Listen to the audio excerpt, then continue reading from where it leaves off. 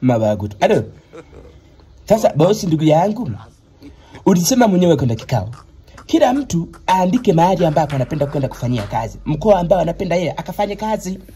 Mabagutu. Mimi nikaandika Dar es Salaam, nikaandika Moshi, nikaandika Mwanza, nikaandika na Arusha. Nikasema ikishindikana kabisa Morogoro. Si ndivyo?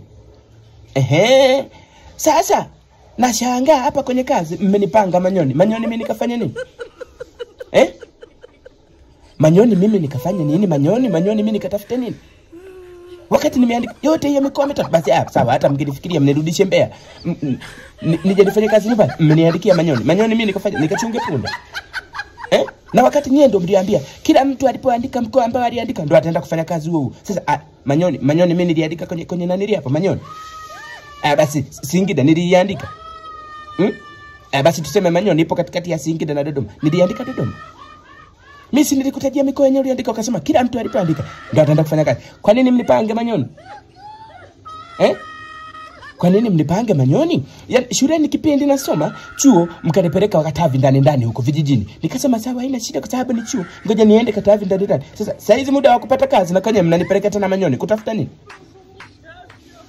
Kama hamtaki kunipa kazi tu mseme.